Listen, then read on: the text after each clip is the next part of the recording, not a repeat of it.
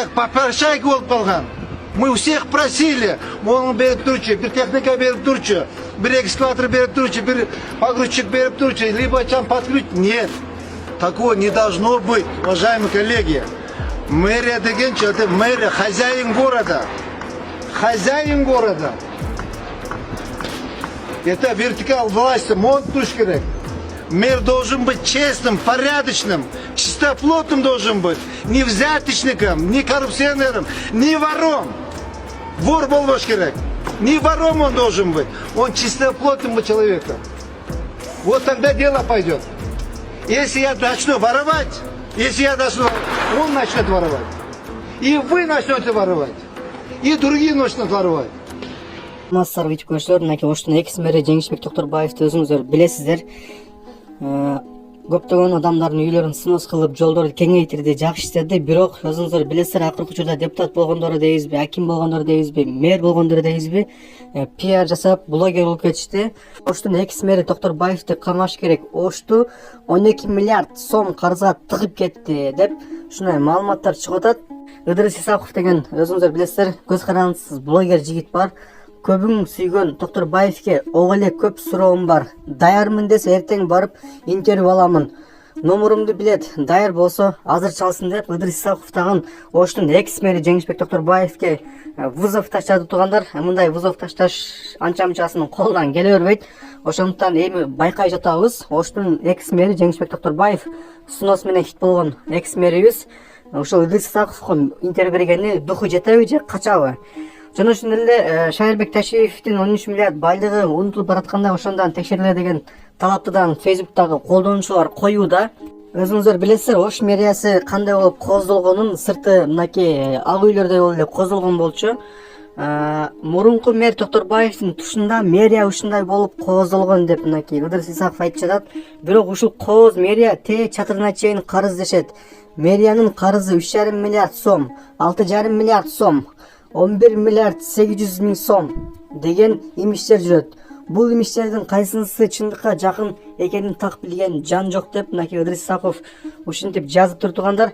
Жана ошондой эле азыркы учурда көптөгөн адамдар талкууларды жасап жатышат, ошого боюнча билдирүүлөрдү калтырып жатышат. Оштун экс мэри Жеңишбек Токтурбаев өзүнчө хит сынос деп элдин үйүн сыносулган менен бияман пиар алган менен аркасынан былык иштери көп экен деп айтып жатышат. Жана ошондой эле Жалал Абад шаарында ошол Жеңишбек Токтурбаевдин каналдын үстүнө эле гостиницаларды куруп алган өзүнүн бизнестери бар. Базар Коргон шаарында өзүнүн кирпич заводу бар. Ассаламу алейкум кыргыз элим. Сиздерден жардам сурап кайрылып жатабыз. 3 баланын энесимин. Оğlum Umar 6 жашта, врожденный паралич, ДЦП 4 степенде. Жалгыз боюн эмин. 3 баламды Алланын жардамы менен өзүм чоңойтуп келатамын. Ооруган балам менен жашоо аябай караңгы болуп кетет. Балам тырышып ооруса жан дүйнөм, менин денем тырышкандай кыйналамын. Суранамын кыргыз элим. Балама 5 сом, 10 сом болсо да жардам бериңиздер. Жок дегенде мени көрсө апа деп мени тааныса деп үмүттөнөм. Жаны оорубай жашаганга себепчи болуңуздар суранамын. Балдарыңыздар оорубасын. Улуу Рамазан айында дуаңыздар кабыл болсун деп айтып жатышат тугандар. Чындыкка дал келбей аны билбейбиз. Аны теришчилер органдар иштеш керек бул жерде. Комментарийлерге келе турган болсок, карызга сайып кетиптир да дейт. Эми Жанар Акаевке элге түшкөн түйшүк болуп калды окшойт дейт. Жөн эле популизмдин эмне кереги бар? Эми ал карыздарды ким төлөйт? Тугандар, сиздерден өзүңүздөрдүн ой пикириңиздерди комментарийге калтырып коюңуздар. Кандай ойлойсуздар? Эгерде бул маалыматтар ушунча карыз кылып, Ош мэриясын 12 миллиард сомго карызга тыгып туруп, мэрликтен кеткен Жеңишбек Токтурбаевдин иши президентибиз Садыр Жапаровго жете турган болсо, үстүнөн кылмыш козголуп, камалып кетиши мүмкүнбү ошол Оштун экс мэри? Азыркы учурда бул Оштун экс мэридан өтө бай экен, чириген бай экен. Манас шаарында дейбизби, Жалал Абад шаарында дейбизби, ошол гостиницалары Базар Коргон шаарында кирпич заводу жана ошондой эле мына Асман деген стройка жүрүп аткан үйлөрдө ховолор, машиналары, техникалар аябай көп деп угуп жатабыз, бирок чынбы жалган маанысында билбейбиз. Эмне болсо дагы бул иштерди дыкат президентибиз көзөмөлүнө алып текшеришин каалайт элек. Уят эмес, кандай ушундай болсун? Пол чирип калыптыр го. Үстүнө суу агат экен, бардығы ескі, мына қараңыз, зым, линия. Kolları çirip kaldı cek ya. Ya. Bunu жасатқанбысына теңшінде түшіп отыр уже. Kara mon oңдоп койбойсуңар. Bu мэре оңдоп ойсулерге. Абдушкүр ажизесине причем. Силердин жеке менчигиңе да карабайсыңар буга. Силер өзүңөр оңдогула, мен кимесиге жардам берейин. Болду, бүттү. Көнөт. Кандай жакшыпы? Салмасызбы? Кандай доктор, жакшыпы? Страшный го жеке бул жер. Ya doktor. Страшный го. Оң кара. Эмне үчүн карап койбойдуңар бул жерде? Я. Бул жер мындай болуп атат. Колуңузду чыгарың чөнтөктөн. Эмне үчүн карабай койдуңуз дейм. Биз колдон келишинче караганга аракет кылып атабыз. Кана колуңуздан келген ушул бу. Мен 1960-жылы салынган экен. Бирөөнүн менчигинде. Ушундай да болобу, я. Уят эмес, кандай ушундай болсун? Могу эмне болгон экен ана? Бул 60-жылы Ош жол курулушунун зданиясы болгон экен. Андан кийин биринчи этажы поликлиника болуп курулган, үстү атайын квартирага берилген. Жилой дом болуп курулган. Социалдык объект кандай эмес? Я. Бардыгы социалдык объект болгон, ушул поликлиниканын карамагында караган. Муну бардыгы ушу 4-5 киши менен сынып кетти. Наоборот, 2000 ушул жерге поликлиниканы куруп шак көчүрүш керек да. Тетяктанчы. Ай. Бул биздин жанагы эмебиз, а? Я. Ай. Так, могу как раз поликлиниканын местосы экен, а? Так, документтерин, первичный документтерин карагыла. Элан Казбай, жакшылык, макулбу? Оны өзүбүз эмеге мэрияга алып туруп, ушул жерге мына татынакай 2 этаж кылдырып поликлиника курсак болот экен. Стоянкасы менен, тетякты стоянкасы менен. Деген дагы тиги биздин менчикпи, муниципалдык менчикпи?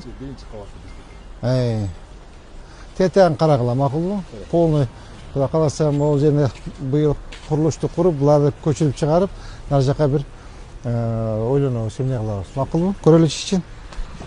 Ушинтип иштеп отурасыңарбы? Я. мыйзам жол бербей атат. Жазабыз, кеткенге бардык, сотко бердик. Сизден эле үмүт ата турабыз эми. Бул башка эле баштабыз кирегилерден. Бул жер ташап. Мону кара. Я. Башка бияктı жабыш керек да. Кандайсыздар?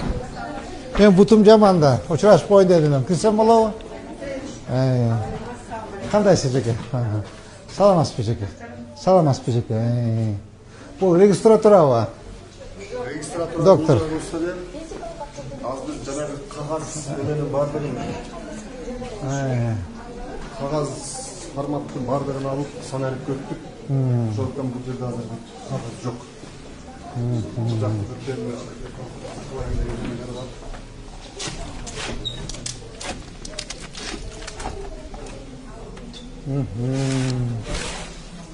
Страшно, страшно.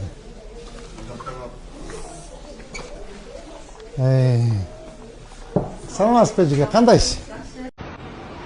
Как попрошайка болуп калган. Мы у всех просили, мону берип турчу, бир техника берип турчу, бир экскаватор берип турчу, бир погрузчик берип турчу, либо чем подключить. Нет, такого не должно быть, уважаемые коллеги. Мэрия деген это мэрия, хозяин города. Хозяин города. Это вертикал власти, монтуш керек. Мэр должен быть честным, порядочным, чистоплотным должен быть. Не взяточником, не коррупционером, не вором. Вор болбош керек. Не вором он должен быть. Он чистоплотным человеком. Вот тогда дело пойдет. Если я начну воровать, он начнет воровать. И вы начнете воровать. И другие начнут воровать. Поэтому таза адам келиш керек. Таза. Биздин урматтуу президент Садыр Нуркожоевич мени бул жайга жибертканда айтты. Урматтуу Камчыбек Кылычбаевич айтты. Жеңишбек Шерематович, бир тиын албагын, элдики буйрубайт. Элдикин буйрубайт, элдикин элге бер. Арам тамак жебейлик. Кудайга шүгүр. Жашыбыз мына 55-60га жакындап атат. Келгиле шаар үчүн иштеп коюлуп, келгиле мамлекет үчүн иштеп коюлуп атат. Давайте мынакей наглядно на лицо мына көрүнүп атат иштегендерибизчи. Бұл мен жалғыз, мен іштеген жоқпын. Мэрия іштеп отыр. Мен коллектив іштеп отыр. Сіздер чоғыл іштеп отырсыңдар. Депутаттар чоғыл іштеп отыр. Бұл бардығы, урматтуу туғандар, біздің келечегіміз. О шаар қаншалық өнүгүп өссө, қаншалық жарқылдап тұрса, біздің айрыбыз болады, біздің жүзіміз болады. Егер мынакей о шаарыбыз чаңып, боп-боз болып, иламсырап тұрса, ешнәрсе болбойт болчу. Мынакей мен Кыргызстанды түре кыдырдым бардығын. Оштой салқын, оштой Құдай берген жер жоқ біздерше. О шаары 8 канал аралы өтеді екен. Туғандар, 8 канал. 8 канал аралы өтеді. Аққан суының қадірі жоқ деп, бүт суының барын жоқ қылышқан. Каналдар іштебей қалған. Каналдардың үстіне туалет, қойқана, малқана, байна салып салышқан. Центр отықтары салып салышқан. Все полностью закрыли. Полностью очищаем. Полностью ақпараттың үстін тазалап атабыз. Осы жерде анша-мұнша жана байлар бар үшін бардығын алып атабыз. Бардың всех подряд поголовно алып тазалап, теге меден биік құрылыстан спутник теге меден теге Юго-Востоктан баштап теге сіздердің жаңағы мұрдағы сиштеге водоканал. Осы жерде полный сквер болады. Мынаке урматтуу коллегалар, мен сіздерге жалған, может быть, ишенбейсіздеріңер. Мына мағачы, мына Құдай тұра, сен құту жеріңде тұрам. Ошо жана биік құрылышты алдындағы пакты баштап атканда строительный фирмалар келіп мага өтө көп крупный акчаны предлагать етишти. Продайте нам эту землю депчи. Продайте эту землю нам деп. Я говорю, нет. Ни одного квадрата земли не там. Ни одного. Это шаардын жери, шаардыктын жери. Мынакей көрдүңүздөр, кандай татынакай коз болуп калды. Кудай кааласа открытыйга чакырат. Ошол парк до конца пойдет. Вдоль реки до конца пойдет. Бүгүн эртең мен жүрүп келдим ошо рейдте. Ар жакта бардак, сляга, грязь, беспорядок, притон. Все убираем. Ошо жерде жанагы Эрмен Чоюновдуку, Кедибековдуку, Асылбековдуку, жана Бакытты, Аманбаевдуку, дагы Райым дегендики бар. Все почисту убираем. Почисту убираем, полностью уже бак болот. Мен азыр кичине драз-браз бошоп атам. Очень мындай у меня график насыщенный. С 4 утра до 23:00 иштеп атам. Азыр кичине эметейм, мына отказандардын баарысы менин чогумда экөөмдүгүн көрүп келди. Калган отказандарды полностью кыдырам. Барып, карап, силер менен чогуу бирдикте. Эгер биз колубуздан келбейт, мы не можем деп эле отурбаш керек да. Азыр современный, мощный технология чыкты. Современный, мощный. Мен кече Фиделге айттым. Жанагы котельниси, жанагы тесим 1960 жылғы котельный экен. 1960 болсо ошондо канчага чыккан болот? 65ке чыгыптыр. 65ке чыккан, биз 60ка жакындап калдык. 65ке чыккан абышкалар канчага чыгып калды? 65. Дөлөт агам менен тең экен. А мне вот старье же это мусор. Ошол жок, котельный мусор, котельный. Сиз молодаясыз же. Нет, я имею в виду котельный да там. Котельный, сиз молодаясыз же. Сиз молодая, красивая, я имею в виду ошол 60 жылғы курулган котельный деп. Старье да там. Котельный старье. Вот ошо котельный бардыгын жаңылашыбыз керек туугандар. Азыр сиз менен да чогуп эметебиз, асакал, өрүп, барын карап, мага сунуш бергиле.